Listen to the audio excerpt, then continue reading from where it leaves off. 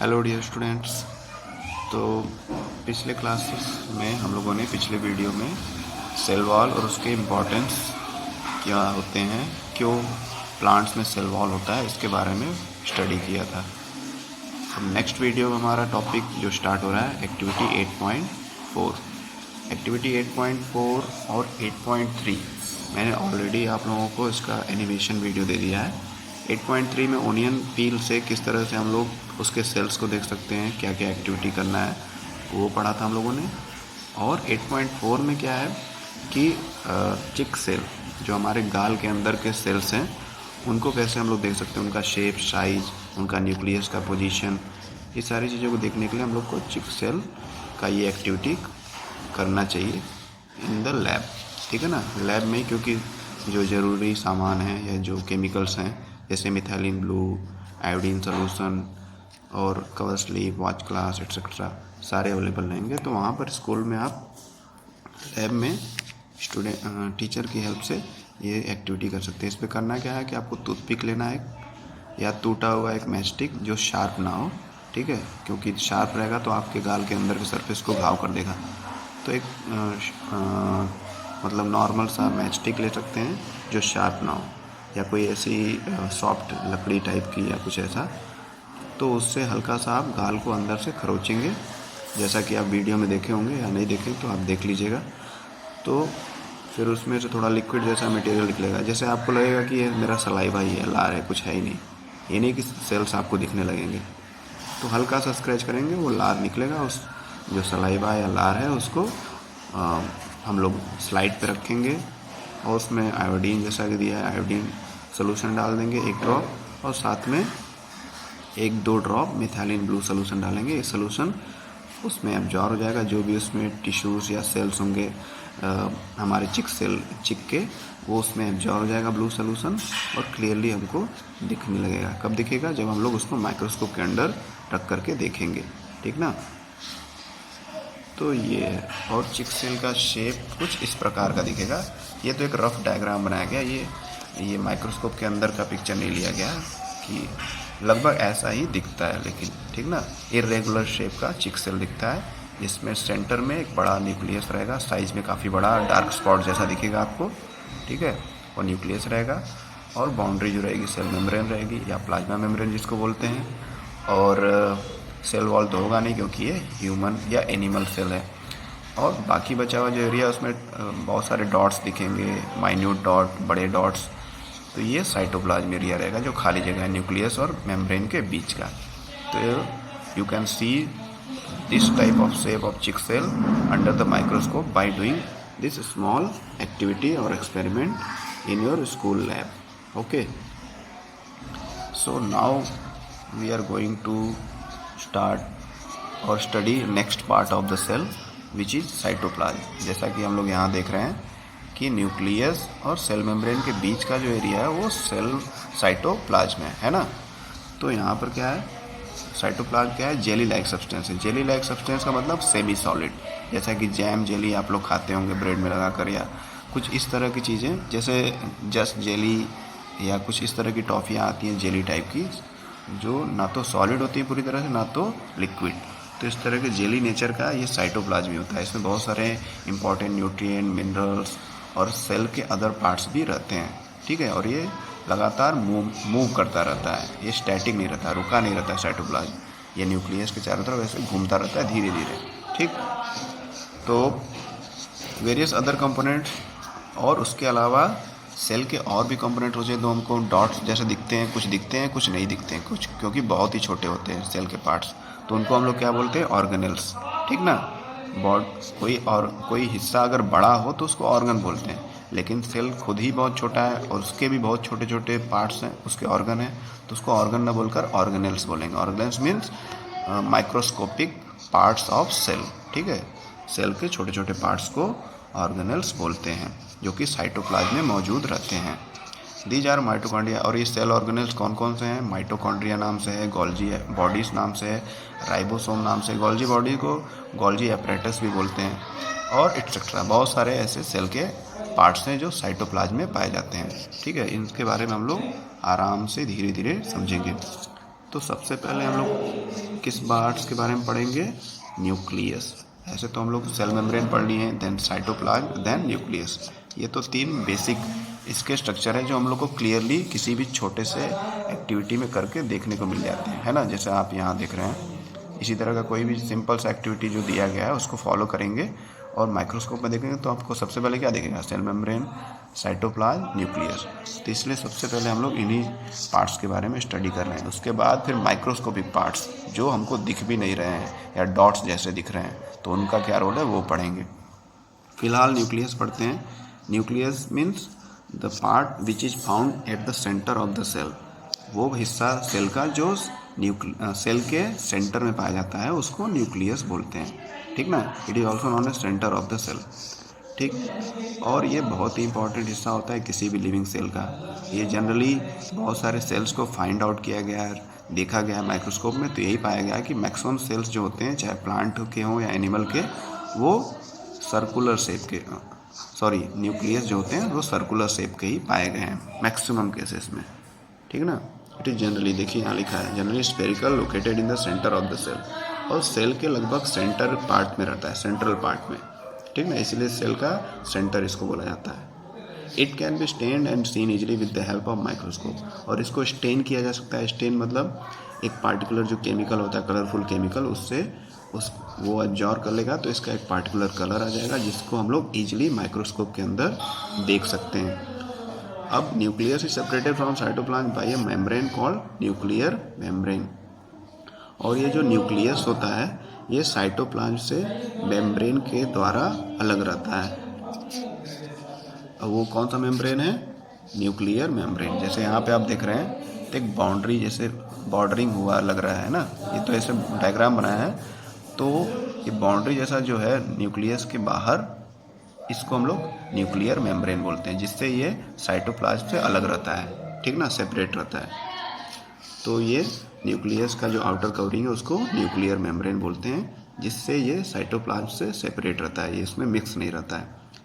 This membrane, ये भी membrane porous है, बहुत सारे इसमें छोटे छोटे पोर्स होते हैं, छेद होते हैं, और जिससे बहुत सारे मटेरियल्स का ट्रांसफ़र होता है न्यूक्लियस के अंदर से साइटोप्लाज्म में और साइटोप्लाज्म से न्यूक्लियस में। जैसे यहाँ न्यूक्लियस से अंदर कोई वेस्ट मटेरियल बना या कुछ बना तो बाहर आएगा, या फिर बाहर से कुछ ज़रूरत है न्यूक्लियस को तो बाहर से अंदर सेल में न्यूक्लियस में जाएगा, है ना। तो ये मेम्ब्रेन पोरस होता है, बहुत सारी जगह पे पोर्स होते हैं जो अलाउ करते हैं मटेरियल का ट्रांसफ़र, ठीक। न्यूक्लियस और साइटोप्लाज्म के बीच में ये ट्रांसफ़र होता है, और वो कहाँ से होता है? न्यूक्लियर मेम्ब्रेन के पोर्स जो होते हैं उसके थ्रू ये ट्रांसफ़र होता है। With the microscope higher magnification, अगर माइक्रोस्कोप कोई हाई मैग्नीफिकेशन का लिया जाए, बहुत ज़्यादा पावर का, जिसमें मैग्नीफाइड इमेज दिखे। मैग्नीफाइड इमेज का मतलब कि काफ़ी बड़ा इमेज और क्लियर इमेज दिखे, ठीक है, उसी को हम लोग मैग्नीफाइड इमेज या हाइयर मैग्नीफिकेशन बोलते हैं, ठीक। तो हम लोग छोटे चीज़ों को, जो न्यूक्लियस है उसको बहुत ईजिली देख पाएंगे, या और ज़्यादा हाइयर माइक्रोस्कोप, ज़्यादा पावर का यूज करेंगे, हाई मैग्नीफाइंग पावर का, तो हम लोग न्यूक्लियस के अंदर भी एक स्पॉट देख पाएंगे जिसको न्यूक्लियोलस बोला जाता है, ठीक ना। जो न्यूक्लियस के अंदर का मेन पार्ट है उसको न्यूक्लियोलस बोलते हैं, तो वो भी देख पाएंगे। लेकिन हमको माइक्रोस्कोप और भी ज़्यादा पावर का चाहिए, क्योंकि हमको ऐसे तो केवल न्यूक्लियस ही दिखेगा, अब न्यूक्लियस के अंदर हमको देखना है उसके अंदर का पार्ट्स, तो उसको देखने के लिए हम लोग को अलग मैग्नीफिकेशन का, अलग हाई पावर का माइक्रोस्कोप यूज करना पड़ेगा। तब हमको न्यूक्लियस के अंदर एक स्फेरिकल बॉडी, एक लगभग गोलाकार का एक बॉडी दिखेगा, स्पॉट दिखेगा, जो न्यूक्लियोलस कहलाता है। In addition to nucleus contain, इसके अलावा न्यूक्लियोलस के अलावा न्यूक्लियस के अंदर और क्या होते हैं? थ्रेड लाइक स्ट्रक्चर, धागे जैसे स्ट्रक्चर होते हैं जो इंटरविंग्ड होते हैं या टेंगल्ड होते हैं। टेंगल्ड मतलब उलझे हुए, जैसे बहुत सारे धागे उलझ जाते हैं, जैसे हेडफोन या ईयरफोन का वायर आप देखते हैं अधिकतर उलझ जाता है, तो वो हेडफोन तो बहुत मोटा होता है तार उसका, लेकिन ये जो होते हैं बहुत ही माइन होते हैं और क्लियर दिखते भी नहीं, हाई पावर में भी। तो उस तरह के थ्रेड लाइक स्ट्रक्चर को क्रोमोजोम्स बोलते हैं, ये भी न्यूक्लियस में होता है, ठीक है। न्यूक्लियोलस के अलावा ये क्रोमोजोम होता है, और इस क्रोमोजोम पे क्या होते हैं? Genes, and help in the inheritance और transfer of character from parents to offspring. और ये क्रोमोजोम के अंदर जो जीन्स होते हैं ये क्या करते हैं? इनहेरिटेंस करते हैं।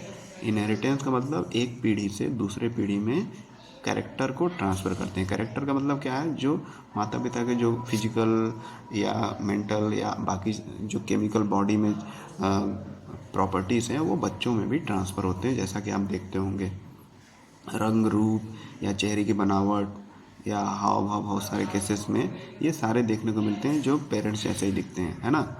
आँखों का रंग या बाल का करली होना या सीधा होना, इस तरह के बहुत सारे कैरेक्टर जो है जीन्स के अंदर होते हैं जो ट्रांसफ़र होते हैं एक जनरेशन से दूसरे जनरेशन में। The chromosome can be seen only when the cell divide. और ये क्रोमोजोम कब हम लोग देख सकते हैं क्लियरली, जब सेल डिवीजन होता है, सेल डिवाइड करता है। सेल डिवाइड कब करता है, जब सेल अपनी संख्या बढ़ाता है ताकि टिश्यू बने, टिश्यू से ऑर्गन बने, ऑर्गन से ऑर्गन सिस्टम बने, है ना। तो उस समय जब सेल डिवाइड होता है, अपनी संख्या को मल्टीप्लाई करता है, बढ़ाता है, तो उसको सेल डिवीजन प्रोसेस बोलते हैं, ठीक है। और उसी समय हम लोग क्लियरली क्रोमोजोम को देख पाते हैं। उस समय का अगर हम लोग इसका स्लाइड बनाएंगे लैब में तभी देख पाएंगे, अदरवाइज क्रोमोजोम क्लियरली नहीं दिखेगा या दिखेगा ही नहीं। जैसा कि आप इसमें देख रहे हैं, इसमें क्रोमोजोम कहीं नहीं दिख रहा है। फिर आता है gene. Gene is the unit of inheritance in living organism. Gene जो होता है एक इनहेरिटेंस का छोटा सा यूनिट है। यूनिट मतलब एक छोटा सा हिस्सा है जो बहुत ही इंपॉर्टेंट भी है, जो कैरेक्टर्स को ट्रांसफ़र करता है, प्रॉपर्टीज़ को माता पिता से उनके बच्चों में। It control the transfer of hereditary characteristics from parents to offspring. माता पिता से उनके ऑफस्प्रिंग में, उनके बच्चों में, उनके अगली पीढ़ी में ये कैरेक्टर ट्रांसफ़र करने में हेल्प करता है। मतलब यही मेन इसका रोल है जीन का। जैसे कि एग्जांपल में अभी मैंने बताया था कि आपके पेरेंट के जो कैरेक्टर हैं आप पे आएंगे। जैसे आपके पिता की मान लीजिए कि भूरी आँखें हैं, तो आपकी संभावना है 50% चांसेस है कि भूरी आँखें हों, या फिर 50% चांसेस है कि आपके कैरेक्टर मतलब आप में आपकी माँ के कैरेक्टर आ जाएं। तो ये होता है कि 50% कैरेक्टर माता से आते हैं, 50% जो कैरेक्टर है वो पिता से आते हैं। तो ऐसा ही जीन का ये ट्रांसफ़र होता है। If your mother has curly hair, मान लीजिए कि आपकी माँ की बाल घुंघराले हैं, तो आप उनकी माँ से आप पैदा हुए, तो आपके भी बाल घुंघराले होने की संभावना है, क्योंकि वो कैरेक्टर जीन में है ना।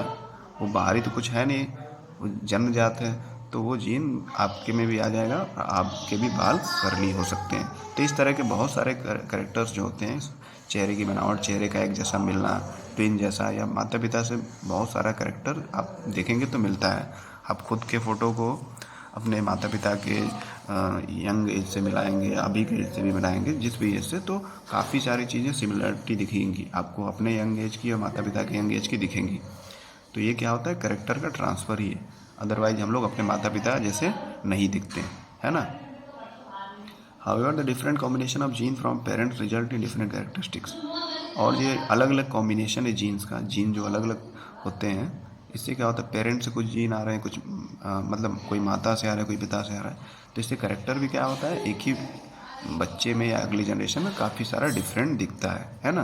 केवल पिता जैसा ही सारा कैरेक्टर नहीं दिखेगा। जैसा कि आप लोग सुने भी होंगे, अपने बड़े जो बड़े एल्डर्स होते हैं घर में बोलते हैं कि देखो बच्चे का नाक इसकी मम्मी जैसा है, या इसकी आंखें देखो, या इसकी उंगलियां देखो इसके दादा की जैसी। तो इस तरह के कैरेक्टर्स देखने को मिलते हैं। कैरेक्टर कैसे ट्रांसफ़र होता है, जीन्स की हेल्प से। और जीन्स कहाँ होता है, न्यूक्लियस के अंदर, क्रोमोजोम के अंदर। न्यूक्लियस है, फिर देन क्रोमोजोम, क्रोमोजोम के अंदर जीन्स, और जीन के अंदर क्या है, DNA, deoxy ribo nucleic acid, ठीक है। तो अल्टीमेटली डीएनए ही सारा ये कैरेक्टर ट्रांसफ़र करता है। लेकिन ओवरऑल अभी डीएनए तो हम लोग पढ़ नहीं रहे हैं, तो जीन तक ही समझते हैं। हालांकि मेन जो है डीएनए ही है जो जीन के अंदर पाया जाता है, जो मेनली रिस्पॉन्सिबल है इस सारे कैरेक्टर को ट्रांसफ़र करने में। फिर nucleus in addition to its role in inheritance act as a control centre of the activities of the cell. Nucleus जो है इनहेरिटेंस को कंट्रोल करता है ना, जो कैरेक्टर को ट्रांसफ़र करना है उसको काम करने के साथ साथ ही क्या करता है, control centre of the activities of the cell, cell के और एक्टिविटीज़ को भी कंट्रोल करता है। ये नहीं कि केवल वो कैरेक्टर से ट्रांसफ़र करता है माता पिता से बच्चों में, उसके अलावा सेल की सारी जो भी एक्टिविटी है उन सबको कंट्रोल करता है न्यूक्लियस। इसलिए न्यूक्लियस को control room of the cell भी बोला जाता है ना। तो entire content of the living cell is known as protoplasm. जो लिविंग सेल का पूरा कंटेंट होता है वो प्रोटोप्लाज्म कहलाता है। प्रोटोप्लाज्म क्या कहलाता है, जो न्यूक्लियस है और ये साइटोप्लाज्म है, इसको कंबाइंड फॉर्म में हम लोग क्या बोलते हैं, प्रोटोप्लाज्म, ठीक ना। चाहे वो प्लांट सेल का हो चाहे एनिमल सेल का, न्यूक्लियस और साइटोप्लाज्म उसमें मौजूद सारे जो कंपोनेंट है उनको कंबाइंड फॉर्म में हम लोग क्या बोलते हैं, प्रोटोप्लाज्म। और इसको लिविंग मैटर बोलते हैं, सेल का लिविंग मैटर क्या है, प्रोटोप्लाज्म, है ना। It include the cytoplasm and the nucleus. जैसा कि मैंने बताया, protoplasm is called the living substance of the cell. एक सेल का जिंदा हिस्सा या लिविंग पार्ट क्या होता है, प्रोटोप्लाज्म, यानी न्यूक्लियस एंड साइटोप्लाज्म। पहली wants to know if the structure of the nucleus is same in the cells of plant, animal and bacteria. तो पहली क्या जानना चाहती है कि क्या सारे जो हैं, प्लांट हो, एनिमल हो, बैक्टीरिया हो, सब में सेल एक ही जैसे होते हैं कि डिफरेंट होते हैं, तो ये जानना चाहती है। तो इसके बारे में हम लोग स्टडी करते हैं। Nucleus of the bacterial cell, जो बैक्टीरिया का सेल होता है वो वेल ऑर्गेनाइज नहीं होता है। वेल ऑर्गेनाइज का मतलब है कि उसका शेप फिक्स नहीं होता है, बहुत ही टेढ़ा मेढ़ा होता है, ठीक है। जबकि हमारे मल्टी सेलुलर सेल्स में, जैसे कि ह्यूमन, एनिमल्स या प्लांट्स के सेल जो होते हैं वेल ऑर्गेनाइज होते हैं, उसके न्यूक्लियस भी वेल ऑर्गेनाइज होता है, यानी एक सही शेप में होता है। There is no nuclear membrane. और बैक्टीरिया के सेल में न्यूक्लियस एक तो सही से नहीं रहता है उसका शेप, और शेप कौन प्रोवाइड करता है, मेम्ब्रेन। और यहाँ पर बैक्टीरिया के सेल में न्यूक्लियर मेम्ब्रेन ही नहीं है, तो न्यूक्लियस को कवर करने वाला बाहरी बाउंड्री नहीं है, इसलिए इसके न्यूक्लियस का शेप वेल ऑर्गेनाइज नहीं होता है ना। तो ये डिफरेंस है हमारे नॉर्मल सेल और इसके सेल में। The cells having nuclear material without nuclear membrane are termed prokaryotic cell. तो ऐसे सेल्स जिसमें न्यूक्लियर मटेरियल हो, यानी न्यूक्लियस का सारा मटेरियल हो, लेकिन उसके बाहर न्यूक्लियर मेम्ब्रेन ना हो, न्यूक्लियस का जो मटेरियल है उसके बाहर उसका न्यूक्लियर मेम्ब्रेन ना हो, तो इस तरह के सेल्स को प्रोकैरियोटिक सेल बोलते हैं। और जो ऑर्गेनिज्म जिसमें इस तरह के सेल पाए जाते हैं उनको प्रोकैरियोट्स बोलते हैं, ठीक ना। ऐसे ऑर्गेनिज्म जिसमें इस प्रकार के सेल पाए जाएं जिसके न्यूक्लियस के बाहर न्यूक्लियर मेम्ब्रेन ना हो, उनको प्रोकैरियोट्स बोलते हैं। और प्रोकैरियोट्स का मीनिंग हम लोग देख लेते हैं। Pro means primitive, carry on means nucleus. Pro means primitive मतलब बहुत प्राचीन, बहुत ही सालों पहले, आदिकाल या प्राचीन, बहुत समय का, तो बहुत पुराना तरह का न्यूक्लियस जो होता है उसको प्रोकैरियोटिक न्यूक्लियस बोलते हैं, ठीक ना, यानी जिसमें न्यूक्लियर मेम्ब्रेन ना हो।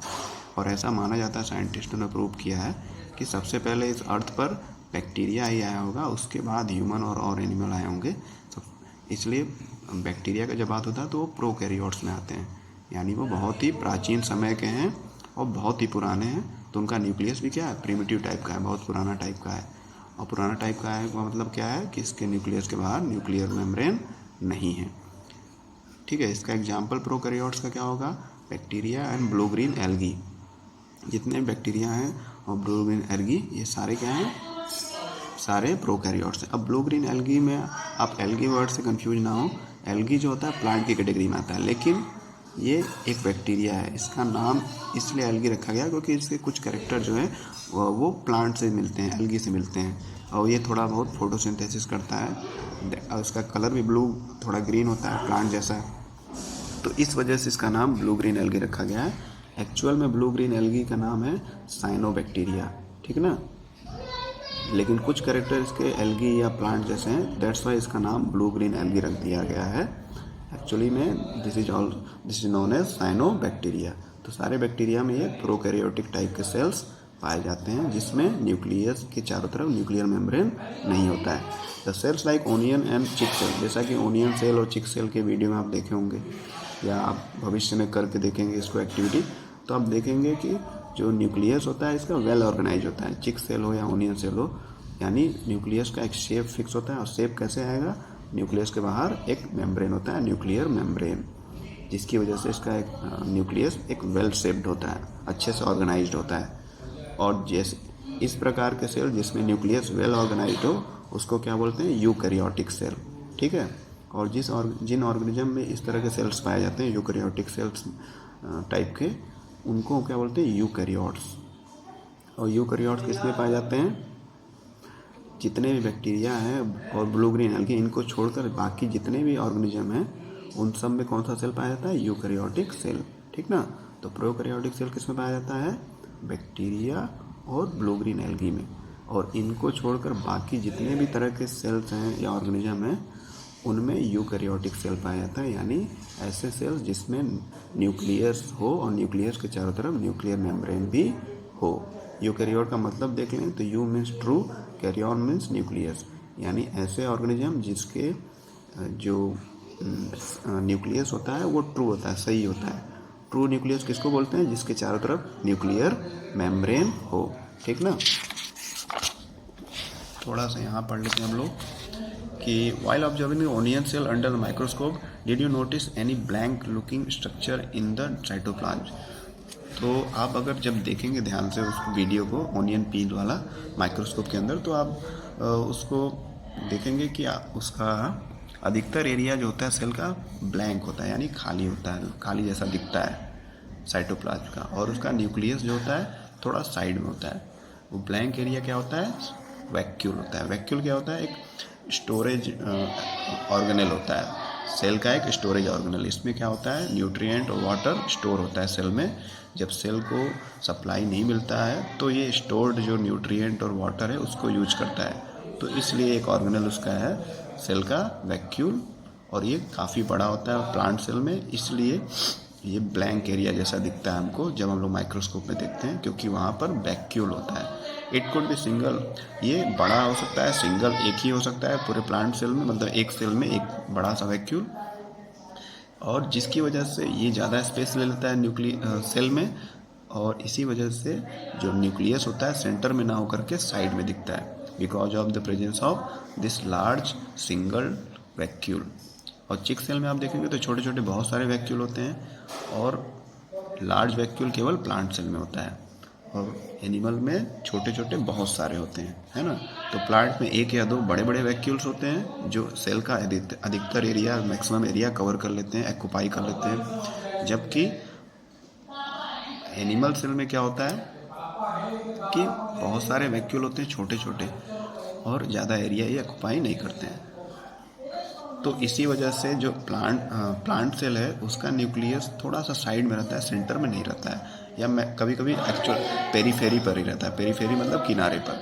जबकि एनिमल सेल आप देखेंगे तो उसमें क्या होगा कि न्यूक्लियस ऑलमोस्ट सेंटर के आसपास ही रहता है, या सेंटर में रहता है, क्योंकि उसमें वैक्यूल बहुत छोटे छोटे होते हैं और वो ज़्यादा एरिया कवर नहीं करते हैं सेल का।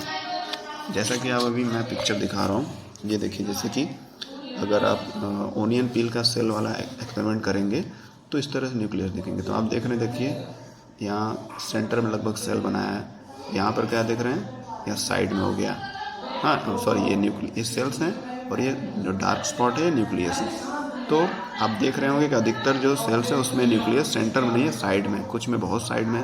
तो इसका अर्थ यही है कि प्लांट सेल में अधिकतर जो सेल का पार्ट है वो वैक्यूल से भरा रहता है, एक बड़े से वैक्यूल से। दैट्स वाई प्लांट सेल के न्यूक्लियस सेंटर में नहीं होते हैं। जबकि एनिमल सेल का आप देखेंगे तो लगभग सेंटर में ही न्यूक्लियस रहते हैं, क्योंकि इसमें छोटे छोटे वैक्यूल दूर दूर हर जगह फैले रहते हैं। और प्लांट सेल में एक या दो बड़े बड़े वैक्यूल होते हैं जो सेल का अधिकतर एरिया कवर कर लेते हैं, तो बाकी जगह बचता नहीं है, तो इसलिए न्यूक्लियस साइड में रहता है।